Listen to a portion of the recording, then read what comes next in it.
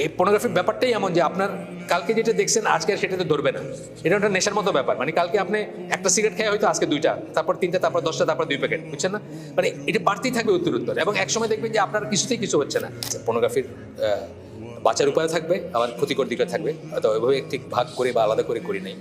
আর এই ব্যাপারটা খুব সেন্সিটিভ ব্যাপার। এটা বলতে গিয়ে আমার মুখে হয়তো কিছু শব্দ আসবে বা কিছু কথা আসবে যেগুলা কি বলবো, মানে পার্লামেন্টারি কথা না বা শালীন না, হয়তো বা সামান্য হয়তো মনে হতে পারে যে কথাগুলা কি এইভাবে আলোচনা করার নেই। কিন্তু লজ্জা করে যদি আলোচনা নাই করি এবং ভাবতে দেখাই যে আমরা তো এগুলোতে নাই, কিন্তু আসলে আমরা সবাই আসি এগুলোতে, তাতে কোনো লাভ নেই, বুঝছেন না?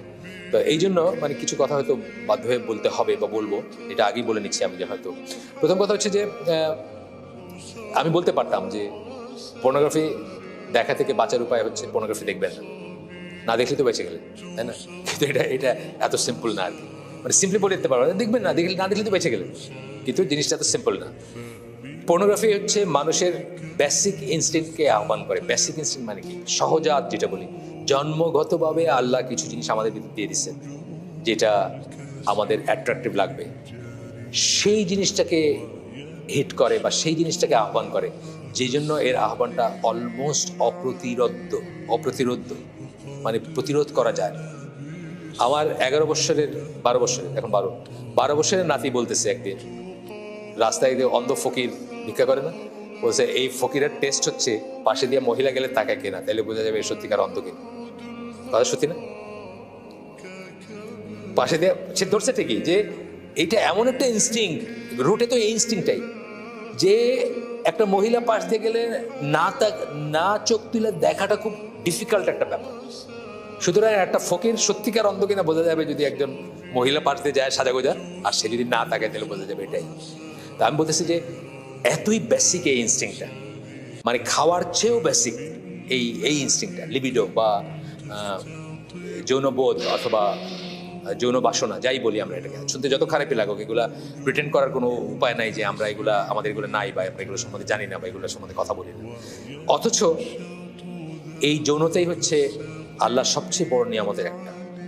ইসলাম হচ্ছে একমাত্র মেজর রিলিজিয়ান বলতে কি, মেজর রিলিজিয়ান আমরা কোনগুলোকে বলি? মেইনলি বলি জুডাইজম, ক্রিশ্চিয়ানিটি এবং ইসলাম, এই তিনটাকেই বলি মনোথিস্টিক রিলিজিয়ান বা মেজর ওয়ার্ল্ড রিলিজিয়ান বলি।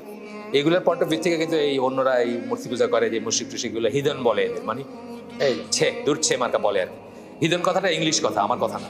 এইটার মানে বোঝায় যে এইসব রিলিজিয়ান মানে সুপিরিয়র রিলিজিয়ান যেগুলা এক ঈশ্বর বা যাদের কাছে কিতাব আছে তাদের বাইরে যেগুলো মুশরিক কাফের মুশরিক, এদেরকে হিদন বলে।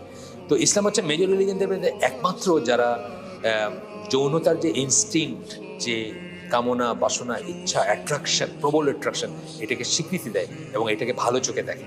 শুধু স্বীকৃতি দেয় না, এটাকে ভালো চোখে দেখে। আচ্ছা, ছিছি করে না ইসলাম, এটা নিয়ে ছিছি করে না।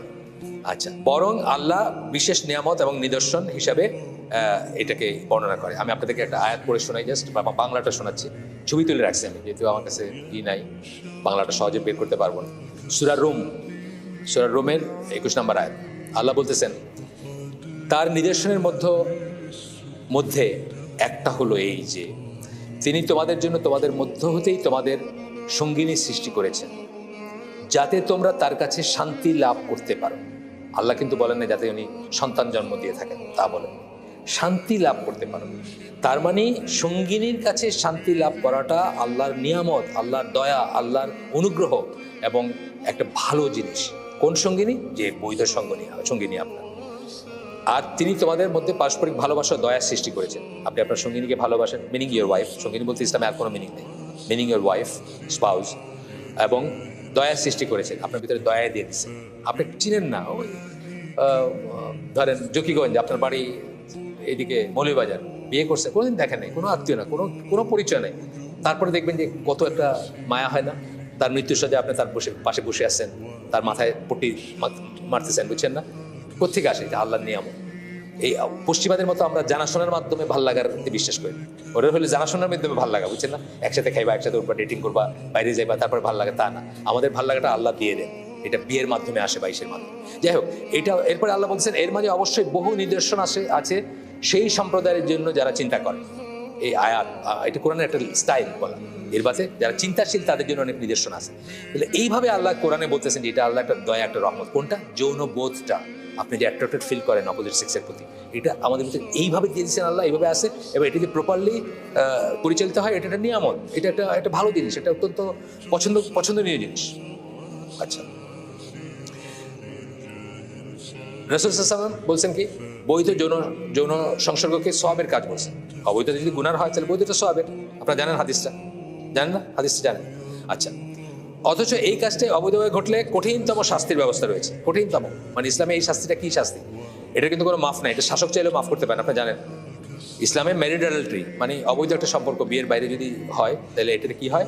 মৃত্যুদণ্ড। কিন্তু পাথর ইসলামী দেশে, ইভেন যেখানে শরিয়াকে আইন মনে করে তারা সেখানে মৃত্যুদণ্ড। এবং এটা কি, এটা শাসক চাইলেও মাফ করতে পারেন। এই মৃত্যুদণ্ড এমন একটা মৃত্যুদণ্ড যেটা অন্য দুইটা আছে, তিনটা কারণে মৃত্যুদণ্ড হয় ইসলামে। একটা হচ্ছে আপনার ওই মুরতাদ হয়ে গেলে, এটাও সে তওবা করলে মাফ, যে পথে ফিরে আসলে মাফ। আরেকটা হলো কিসাস, হত্যা করলে, আরেকজনকে হত্যা করছে, নিজের মৃত্যুদণ্ড হয়, এটা ওর ফ্যামিলি মাফ করে দিতে পারে চাইলে। কিন্তু অবৈধ যৌন সংসর্গের জন্য যে মৃত্যুদণ্ড, সেটা কিন্তু ওই যার সাথে করছে সে চাইলে মাফ করতে পারে না, বুঝছেন তো? এটা মানে শাসকও চাইলে মাফ করতে পারে না। এটা মৃত্যুদণ্ড যদি এটা প্রমাণিত হয়, কার্যকর করতেই হবে ইসলামী শরিয়া মত।